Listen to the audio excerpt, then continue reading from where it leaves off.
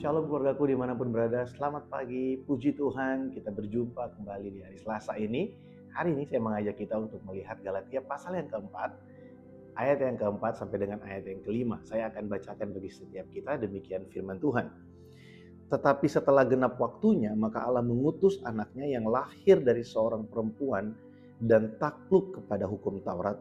Ia diutus untuk menebus mereka yang takluk kepada hukum Taurat supaya kita diterima menjadi anak. Kalau kita bertanya, ada yang bertanya, siapa yang ditebus oleh Tuhan Yesus? Ya, Tuhan Yesus datang untuk menebus manusia. Manusia yang takluk kepada hukum Taurat. Apa maksudnya takluk kepada hukum Taurat? Hukum Taurat itu berbicara tentang sesuatu yang menyatakan kesalahan kita. Nah, masih ingat penjelasan dari Rasul Paulus sangat baik sekali. Sebelum ada hukum Taurat, maka tidak ada ukuran mana yang berdosa, mana yang tidak. Ketika diberikan hukum, maka semua yang dilanggar di dalam hukum itu menjadi sebuah dosa. Atau misalnya, ya, kalau tidak ada larangan untuk berkendara tanpa menggunakan helm, tidak ada larangan untuk kita berkendara motor tanpa menggunakan helm, maka tidak menggunakan helm bukanlah sebuah pelanggaran. Karena tidak ada hukum yang melanggar hal itu. Tapi hukum Taurat itu menyatakan mana yang salah dan mana yang benar. Dan celakanya adalah tidak ada orang yang mampu melakukan hukum Taurat dengan sempurna. Semua orang Yahudi tahu itu. Makanya digunakan kata takluk kepada hukum Taurat itu berbicara tentang ketidakmampuan manusia untuk melakukan hukum Taurat. Tidak ada manusia yang sempurna mampu melakukan hukum Taurat. Kita terjebak di dalam hukum-hukum, kita terjebak di dalam adat istiadat. Yang membuat lebih parah bagi orang Yahudi adalah hukum Taurat yang cuma 10 itu, mereka jabarkan menjadi sekian ratus hukum. Dan sangat sulit sekali untuk bisa menggenapi atau melakukan semuanya. Oleh sebab itu dosa semakin bertambah. Kalau kita belajar dari kitab Bilangan dan kitab Imamat, mereka harus mempersembahkan sekian banyak korban untuk mereka terlepas dari setiap dosa dan pelanggaran mereka. Tapi coba lihat di sini. Sang Putra, yaitu Tuhan Yesus, diutus ke dalam dunia. Dia lahir dari seorang wanita yang takluk kepada hukum Taurat. Atau kepada orang, dia lahir melalui seorang wanita yang tidak berdaya akan hukum Taurat. Untuk menebus semua orang yang juga tidak berdaya terhadap hukum Taurat. Tuhan Yesus tidak datang ke dalam dunia sebagai superhero. Dan berkata kepada iblis, lepaskan semua manusia dari pengaruhmu. Lepaskan semua manusia dari semua niat-niat jahat yang kau taruh dalam hati dan pikiran mereka. Tidak. Tapi dia datang melalui manusia yang tidak mampu menghadapi hukum Taurat. Dia datang untuk menebus semua orang yang juga tidak mampu menghadapi hukum Taurat. Siapa mereka? Ya, itulah saya dan keluargaku semua dimanapun berada. Kita tidak pernah mampu menghadapi semua hukum. Kita tidak mungkin sempurna melaksanakan semua hukum. Tapi Yesus datang. Dia menjadi korban yang sempurna bagi kita.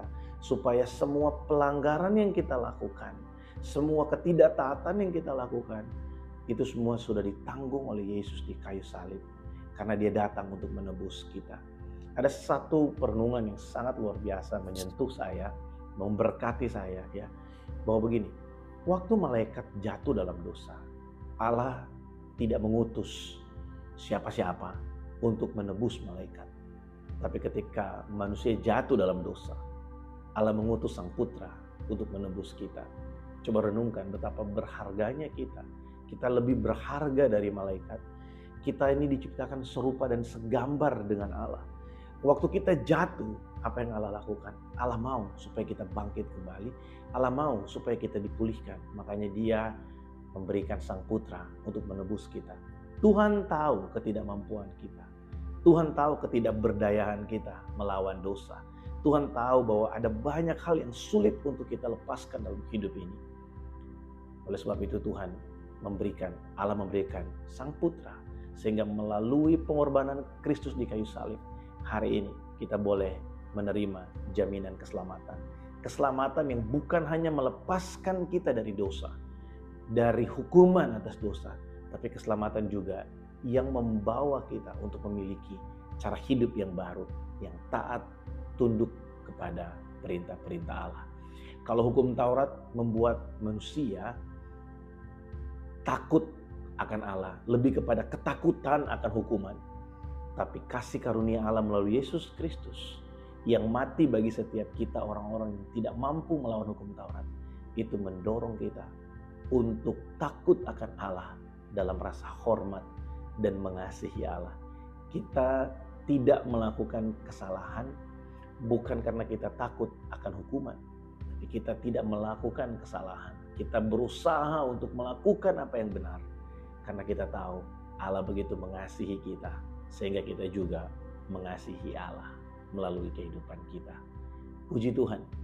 Keluargaku dimanapun berada, sadarilah bahwa kita ini tidak mampu untuk melawan setiap keinginan kita dengan kekuatan kita sendiri. Kadang-kala kita udah berusaha semampu kita untuk tidak jatuh dalam dosa, tapi pada akhirnya kita harus menerima kenyataan bahwa kita memang sangat lemah, sangat terbatas.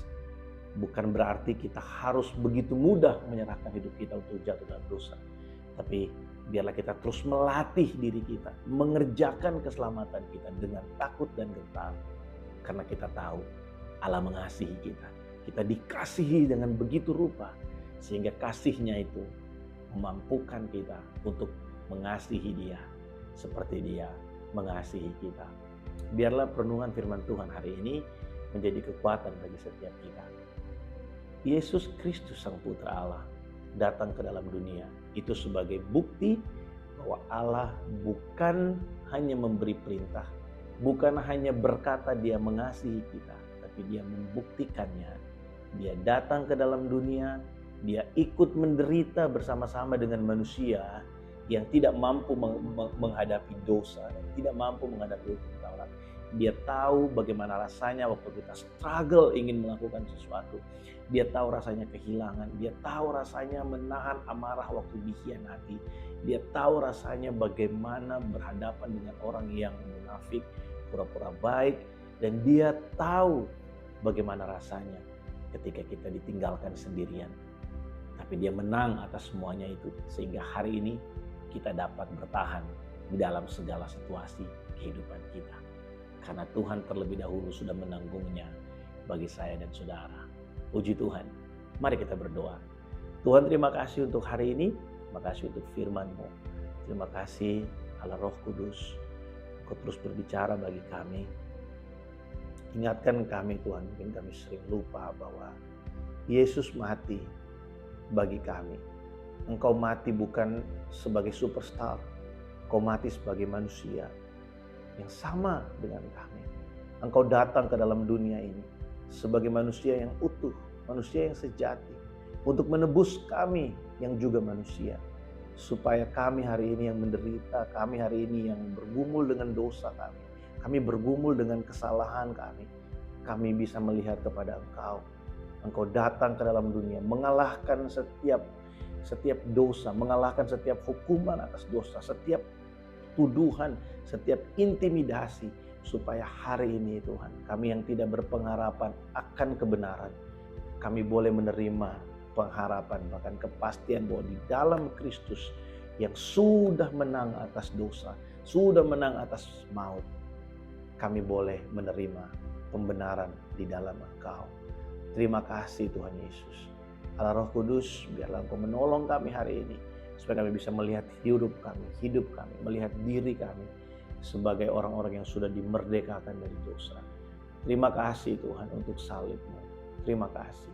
Berkati kami sepanjang hari ini dengan sukacita, damai sejahtera-Mu. Kemanapun kami pergi, kami akan terus melihat Kristus yang sudah hidup di dalam kami. Terima kasih Tuhan. Dalam nama Yesus kami berdoa. Amin. Puji Tuhan, selamat pagi, selamat beraktivitas. Tuhan Yesus memberkati setiap kita. Shalom.